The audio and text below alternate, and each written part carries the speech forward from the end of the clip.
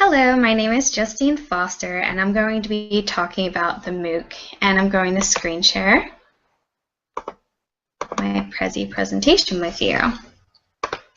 Hopefully that shares. Okay, and the MOOC. Now you may be asking, what is the MOOC? It is a massive open online course. It is massive and it is designed to enroll tens of thousands of learners. It is open in the theory that everyone with an internet connection can enroll in the free course. It is online because the interaction takes place online using things like a forum that links the learners together and online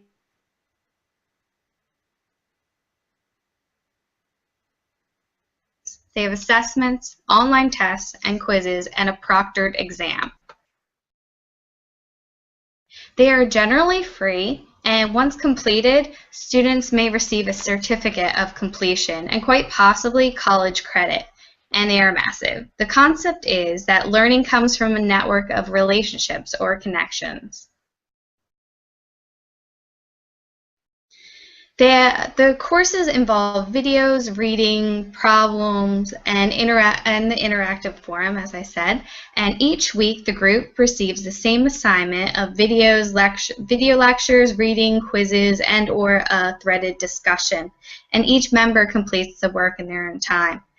The open access allows students access to some top-level professors, and they can enroll regardless of location, and this can include a diverse student base, and it takes the sharing of knowledge globally.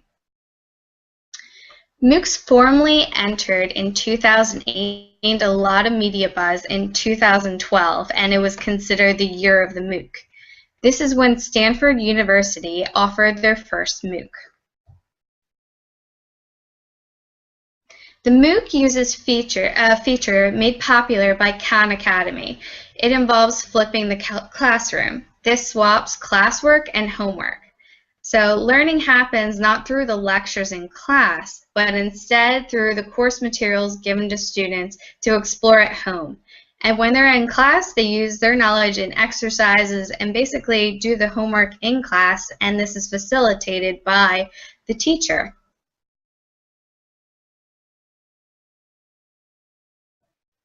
Now, the leading MOOC providers right now are Coursera, Udacity, and edX.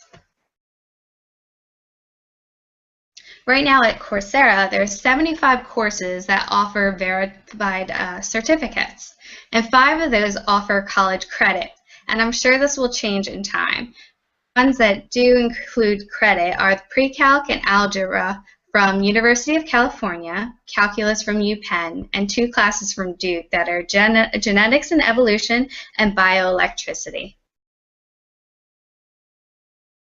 And I have a video to share with you.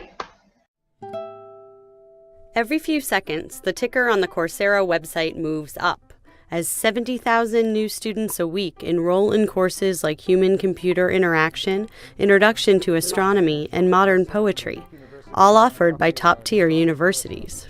I've been teaching a class similar to this at Duke for 10 years, and I'm excited about the opportunity to offer it to many more students through this online venue. Welcome to the brave new world of massive open online courses, known as MOOCs, a tool for democratizing higher education. Migration have created that rupture, but of course it was So welcome to the Artificial Intelligence class on Udacity. The MOOC is usually free, creditless, and massive.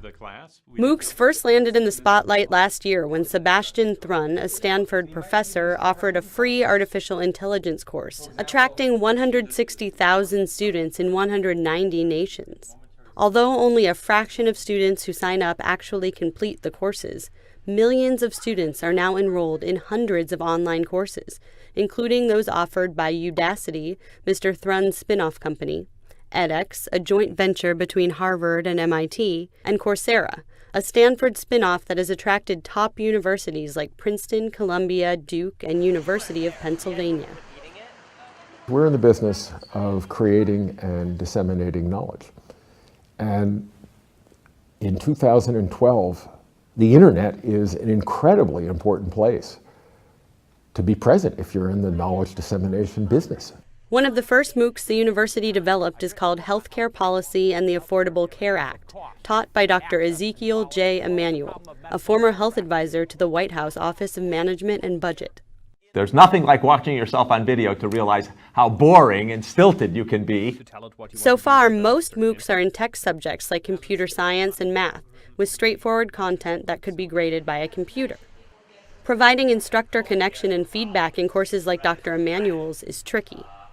The student who's not in the class can't ask me a question directly in real time, and we can't go off on some path that might be very important to understanding certain subtleties or complexities of the course. So basically what I was going over were the top MOOCs and the problems that are involved with MOOCs. But I'll review that in just a second. And just recently, in September, it was announced that Google will be working with edX to make its online course platform more accessible. They wish to build a MOOC platform that will be available on MOOC.org. This website will launch early next year, and it will allow universities, corporations, and individuals to create online courses. So with Google, it will be even more massive. And here are some official statistics are still not done for every course. And in the video, it was talking about the course completion rates are really low. And in this study that I found that the rates can be less than 10%. And this is done by Katie Jordan, a graduate student at the Open University. And she compiled completion rate data from 24 MOOCs. 19 from Coursera, so most of this data is from Coursera, and 3 from edX, and 1 from Udacity, and 1 from MITx. And the completion rates can approach 40%, although most MOOCs have completion rates of less than 10.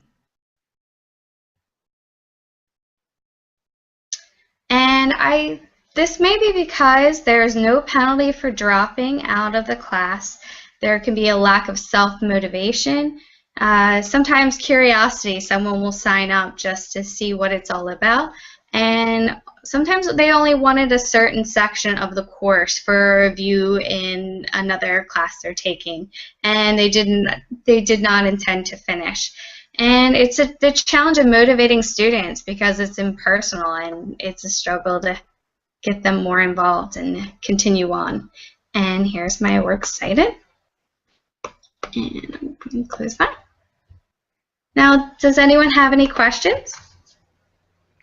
I have a question. How do you feel? Would you want to take a class in a MOOC?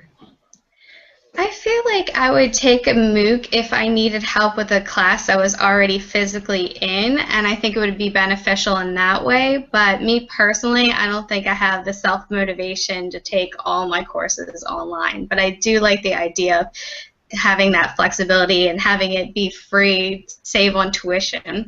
But overall, for me, I don't think it would be a good choice. I have a question. Is there any particular subject or subjects do you think that would be most beneficial in a MOOC? Quite possibly math and science is beneficial with MOOCs. I've seen some good responses from them, and also in the MOOC itself they have to have something that's easily gradable because there are so many people involved in the MOOC. There has to be a better system to grade people, so yeah, I think that would be the best. It would be challenging to take any other course. What do you think the idea behind starting the MOOCs was, considering the teachers don't get paid for doing it, and obviously the students originally didn't get credit for it? So why did they originally decide to create them in the first place? I believe with the Khan Academy and how that has just taken off, he posted videos to YouTube and it just took off, and that way other people started finding them online and saw that they were beneficial and wanted to take his classes, and I think it just opened the way for open education and the desire for it, just for education itself. Would any of you take it? I may try it. Yeah. Oh, well, thank you very much. Oh, sorry. Thank you. I was going to ask one more question. Yeah, good. Do you think that this is the future of education, or do you think this will be just as a supplemental process for learners? I definitely think it's going to be in the future of education, if not just for experimental for a while to see how students actually do learn in this type of setup, especially with very visual learners that are in the classrooms today. I don't know in the long run how it's going to turn out, but I definitely see that it's going to take off for a while, especially with Google involved. Yes. Anything else? Well, thank you for listening to me. Thanks, Bye. Justine. Thank you for having us. Thank you.